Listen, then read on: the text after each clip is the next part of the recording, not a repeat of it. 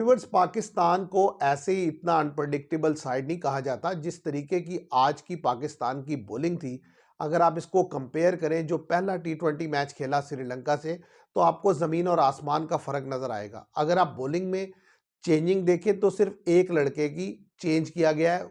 सलमान मिर्ज़ा की जगह जो है ख्वाजा नाफे को एंटर किया गया टीम में, और ये भी बड़ा शॉकिंग है। देखिए, बॉलर की जगह बॉलर ऐड किया जा सकता है, उस्मान तारिक को लाया जा सकता था, लेकिन आपने बॉलर की जगह प्रेफरेंस किसे किया कि आप ख्वाजा नाफे को लेकर आए। ठीक है, इसको भी इस लिहाज से आप कह सकते हैं कि आपके पास एक ही लास्ट चांस है वर्ल्ड कप स्क्वाड अनाउंस करने से पहले, तो आपने दूसरे विकेट कीपर बैटर को चेक करना था। अब उसके बाद जो चीज़ हुई वो ये कि आपके जो दो बॉलर हैं, जो मेन प्रीमियर बॉलर हैं जिनके ऊपर डिस्कशन है, मोहम्मद वसीम जूनियर और नसीम शाह, दोनों बुरी तरह एक्सपोज हुए डेथ बॉलिंग में। आप देखें, 6 ओवर में ऑलमोस्ट 90 रन दिए, 3 ओवर में 35 रन दिए नसीम शाह ने, और 3 ओवर में 54 रन दिए वसीम जूनियर ने। और अगर इसके अलावा स्पिनर्स की बात की जाए तो 2 ओवर में 22 रन दिए अबरार अहमद ने। मोहम्मद नवाज ने 1 ओवर में 8 रन दिए। मुझे नहीं समझ लगी कि उनसे फिर 1 ओवर क्यों करवाया, एक से ज़्यादा ओवर क्यों नहीं करवाए गए। तो कप्तानी की भी यहाँ पर बात आती है। लेकिन अगर इस मैच में कुछ पॉजिटिव रहा आपके लिए, तो मैं समझता हूँ वो दो चीज़ें हैं। एक तो सलमान अली आगा का 12 गेंदों पर 45 रन बनाना 375 के स्ट्राइक रेट से इंतहाई शॉकिंग है मेरे लिए भी, कि मतलब वो विकेट जहां पर आपके जो मेन लड़के हैं, वो तो यानी कि मेन लड़कों से मुराद ये कि जो तेज खेलने वाले हैं, वो उस तरीके से नहीं खेल पा रहे। लेकिन सलमान अली आगा ने बड़ी ज़बरदस्त इनिंग्स खेली, और मैं समझता हूँ जब तक वो क्रीज पर मौजूद थे ऐसा लगता था कि मैच पाकिस्तान 1 ओवर पहले फिनिश कर देगा। लेकिन उसके बाद फिर वही हुआ कि जैसे वो आउट हुए, साइम अयूब बड़ी बुरी, जैसे कहते हैं बड़ी पुअर फॉर्म से गुजर रहे हैं, एक दफ़ा फिर वो फ्लॉप हुए, और उनके साथ साथ उस्मान खान फिर उसी तरह आउट हुए, और ख्वाजा नाफे, देखिए उन्हें 15 गेंदें मिली, 21 या 26 रन उन्होंने बनाए, लेकिन अच्छे स्ट्राइक रेट से खेले, 173 के स्ट्राइक रेट से खेले। मोहम्मद नवाज ने बेहतर बैटिंग की, लेकिन क्योंकि आपने रन ही इतना ज़्यादा दे दिया था कि मैच वहीं आपके हाथ से चला गया। अगर हम मैच में देखें तो पाकिस्तान के हाथ से जो मैच गया है, देखें 9 ओवर में आपका जो श्रीलंका है उसका रन तकरीबन 100 के राउंड था।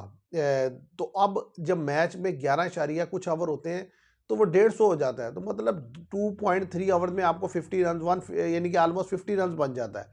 और इसमें जो धांसू शनाका है, मतलब जिनको मैं इतना कोई ज़्यादा हाईली रेट नहीं करता, नॉर्मल ऑलराउंडर के तौर पर देखता हूँ, 9 बॉल्स पर 35 रन आप उससे खा लेते हैं। तो आपको ये मैच ने कुछ चीज़ें वाज़ेह करके दे दी हैं कि अगर आपने जो सिलेक्शन करनी है वर्ल्ड कप के स्क्वाड की, तो मुझे वाज़ेह तौर पर अब वो बॉलर सेलेक्ट होते हुए नज़र आ रहे हैं। एक सलमान मिर्ज़ा, शहीनशाह अफरीदी अगर फिट हैं तो वो, और तीसरे नंबर पे हारिस रऊफ। ये 3 लड़के आगे जाते हुए मुझे दिखाई दे रहे हैं। इसके अलावा जो फ़हीम अशरफ है, वो वाज़न ऑलराउंडर है।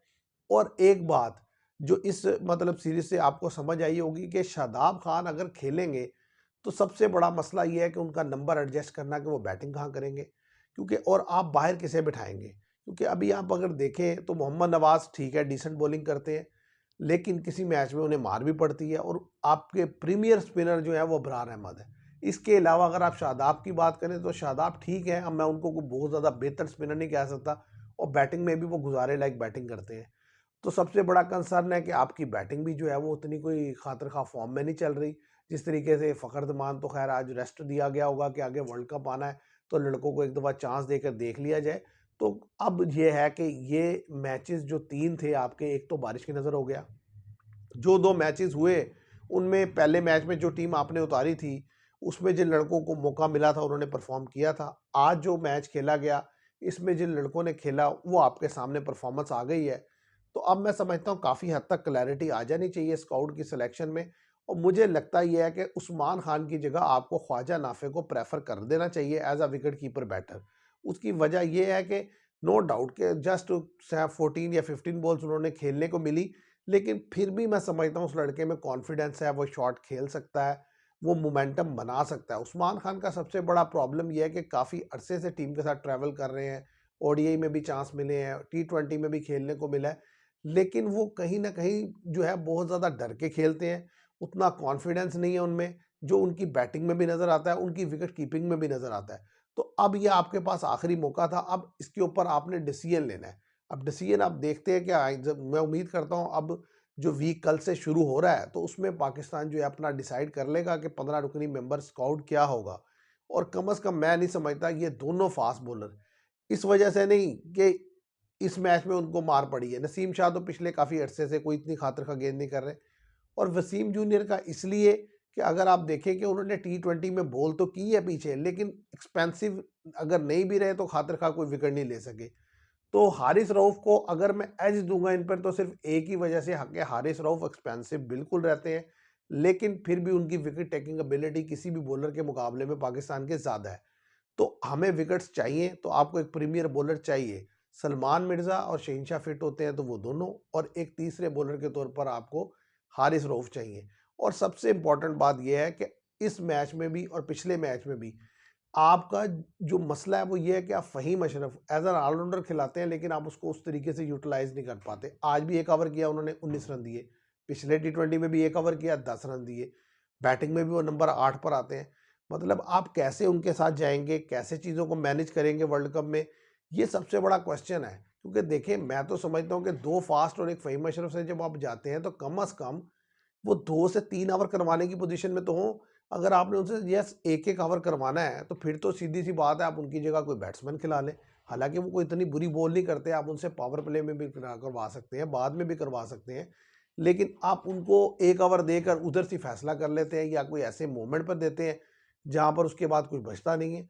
तो इस चीज़ के ऊपर वर्किंग की ज़रूरत थी, लेकिन अब तो ख़ैर टाइम गुज़र चुका है। अब तो डिसीजन मेकिंग का टाइम है कि आप क्या स्क्वाड अनाउंस करते हैं, और फिर उस टीम में से कौन से 11 आप खिलाएँगे और उनको क्या रोल देंगे। क्योंकि जो टाइम था आपके पास वो आपने गुज़ार लिया।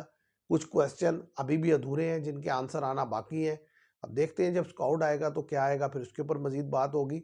लेकिन आज के मैच में एक दफ़ा फिर ये चीज़ सामने आई है कि भई पाकिस्तान के पास जो डेथ बॉलिंग है वो इंतहाई पुअर है, और जो बैटिंग है उसमें सिवाय 1-2 लड़कों के अगर वो खेल दें तो आपकी बैटिंग बड़ी बुरी तरह फ्लॉप होती है। आप देखें, सलमान अली आगा से तो एक्सपेक्ट नहीं किया जा रहा था कि वो इतनी शानदार इनिंग्स खेलेंगे, लेकिन उन्होंने खेल दी। लेकिन इसके अलावा अगर आप बैटर्स अपने देखें तो वो बड़ी बुरी तरह फ्लॉप है। तो देखते हैं पाकिस्तान क्या स्क्वाड अनाउंस करता है, फिर क्या प्लेइंग 11 उतारता है। आज के लिए इतना ही। Thank you very much.